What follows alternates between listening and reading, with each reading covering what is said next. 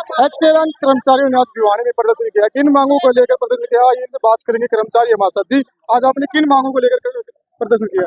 ये जो आज का प्रदर्शन है जी, हमारा जो रुका हुआ वेतन है, जो 4 महीने हो जाएंगे अब 7 तारीख को, तो स्वास्थ्य डिपार्टमेंट के अंदर जो हमारे कुछ कर्मचारी है, जिनका नाम 300 के लगभग कर्मचारी है, जिनका 4 महीने का वेतन रुका हुआ है और उनका पोर्टल पे नाम भी शो नहीं कर रहा। जो एचकेएल पोर्टल सरकार ने बनाया है, उस पे इन कर्मचारियों का नाम भी शो नहीं कर रहा और कर्मचारियों को नौकरी जाने का भी डर सता रहा है। दुख तो हमें इस बात का है, सबसे बड़ा दुख और चिंता की तो बात यह है कि हमारे समर्थन में कोई भी यहाँ सरकार का एमएलए हो, एमपी हो, कोई नहीं आ रहा। और सबसे बड़ी बात देखने की है, जब उन लोगों ने वोट की जरूरत थी तो हमारे घर जाते थे, हमारे को 12-1-1 बजे भी उठाया उन्होंने कि भाई उठो, भाई चाय पानी का जबरदस्ती हमारे को नाम कर्मचारी वो जबरदस्ती वहाँ वोटरों से कहते थे भाई उसमें घर में चाय पानी करवाओ, उसमें करवाओ। तो जो वो दिन देखते हुए और आज का दिन देख रहे हैं तो बड़ी शर्म की बात है। कच्चे कर्मचारियों ने सरकार पे बहुत अच्छा भरोसा किया था, आज सरकार भरोसा तोड़ रही है कच्चे कर्मचारियों का। आने वाले समय में सरकार को इसका खामियाजा भी भुगतना पड़ सकता है अगर हमारा समाधान नहीं हुआ तो ये तो एक छोटा ट्रेलर था। इसके बाद हम एक बड़े आंदोलन की भी घोषणा कर सकते हैं, चाहे वो भूख हड़ताल का हो, चाहे वो आंदोलन का हो, किसी प्रकार का भी हो।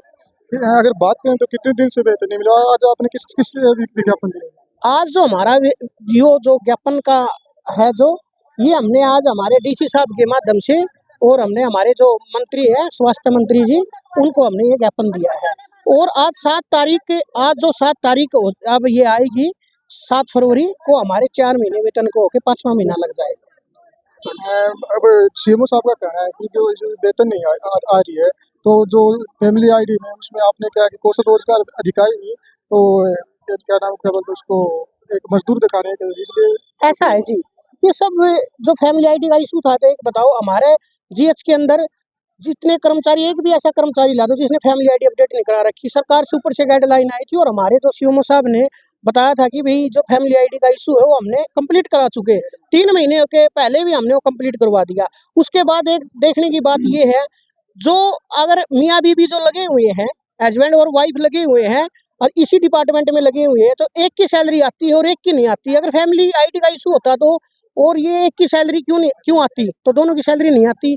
और ये बात तो एक बनावटी बातें हो रही है, फैमिली आईडी का इशू है और है। तो आप ये बताओ, जब हमारा बीपीएल कार्ड काटा गया था, जब हमारे स्वास्थ्य में या एचकेएल में जो जब से पोर्ट हुआ है कर्मचारी चाहिए, वो किसी डिपार्टमेंट का हुई है, उसको वेरीफाई करके और उसकी फैमिली आईडी को वेरीफाई करके जब ये बीपीएल कार्ड काटा गया था, सबको पता नहीं, हमारा सबका बीपीएल कार्ड था, तो ये बीपीएल कार्ड कटा था हमारा, तो वेरीफाई तो हम पहले ही हो चुके हैं। तो ये तो एक बनावटी बातें हो रही हैं। देखते हैं कि सरकार हमारी सुनती है या नहीं सुनती है। अगर नहीं सुनेगी तो आने वाले टाइम में हम एक बड़ा आंदोलन करने पे मजबूर होंगे। करना हमारा शौक नहीं, आंदोलन मजबूर होकर करना पड़ेगा। हमारे साथ महिला भी है, इनसे बात करेंगे। जी बहन जी, किस तरीके की तकलीफ है? तकलीफ ये है कि अक्टूबर से लेकर आज तक, ये जनवरी लग गया है, इस महीने में 80 की सैलरी आ जाएगी लेकिन नहीं आई है। इतनी परेशानियों का सामना करना पड़ रहा है कि घर का खर्चा चलाना मुश्किल हो रहा है, ड्यूटी पर आना मुश्किल हो रहा है। ठीक है, लेकिन सरकार हमारी तरफ देख ही नहीं रही। सीएमओ के सर पास गए, पीएमओ के पास गए, वो कहते हैं ये तुम्हारी अकेले की समस्या नहीं है, पूरे हरियाणा की, पूरे स्टेट में ये समस्या चल रही है। इस समस्या का कोई समाधान है या ना है? अगर ना है तो हमें सरकार जवाब दे दे, वो आगे का कार्रवाई हम अपने प्रधान से कह के करवा लेंगे। ठीक है। किस प्रकार की दिक्कत आ रही है अगर बात करें तो? हमारे घर की दिक्कत, सारी दिक्कत है भैया, क्या नहीं दिक्कत है? पैसा ना हो तो किस चीज़ की दिक्कत नहीं है, सारी चीज़ की दिक्कत है। सैलरी ना आए कि खाना पीना, घर की इतनी परेशानी हो रही है, आने जाने की परेशानी हो रही है। काम के लिए कहते हैं तो काम हम करके दे रहे हैं। सरकार जब वोटें मांग रही है, सरकार जब वोटें की जरूरत थी तब वोटें लेने आ रही थी, हमारे पास आके कह रहे थे हमारे को वोटें दो। अब सरकार कहाँ गई? 15-15, 16-16 हजार रुपए तनख्वाह लेने वाले हम, उन कर्मचारियों के नाम ही काट दिए इन्होंने। और भी कर्मचारी, इनसे बात करेंगे। आज आपने प्रदर्शन देखिए, जिस प्रकार साथियों ने बताया कि लगातार 4-5 महीनों के तनख्वाह नहीं आ रही, आप समझ सकते हैं कि बच्चों की फीस है, घर का राशन है, दूध वाले के पैसे हैं। अगर एक महीने तनख्वाह नहीं आई तो किस प्रकार गुजारा चलता है? इनकी तो 4 महीने से तनख्वाह नहीं आ रही। हमने प्रशासन को बार बार लिखित में दिया कि भाई इस समस्या का समाधान निकालिए, लेकिन सभी के हाथ ऊपर है इस बात पर कि हम क्या करें, ये ऊपर से गाइडलाइन है। फैमिली आईडी आप देखिए, जब ये स्वास्थ्य विभाग के कर्मचारी जिनके बीपीएल कार्ड थे तुरंत प्रभाव से काट दिए गए थे, तो फैमिली आईडी में इसका मतलब तो अपडेट हो चुकी थी, लेकिन अब फैमिली आईडी का बहाना लेकर इनके ऊपर ठाराघात किया जा रहा है। हम माननीय स्वास्थ्य मंत्री से कहना चाहते हैं कि वो इस पर संज्ञान ले, इस मामले पर संज्ञान ले। ये मामला भिवानी का नहीं है, ये पूरे हरियाणा का है। जब से कौशल रोजगार बना है, ऐसी स्थिति हर विभाग में है। कौशल रोजगार बना तो दिया, लेकिन उसकी मैनेजमेंट किस प्रकार की है वो कोई नहीं संभाल रहा। कौशल रोजगार जो पंचकुला में जिनका जो वो है ऑफिस, वहाँ 2-4 साथी बैठे, उनको ज्ञान ही नहीं है।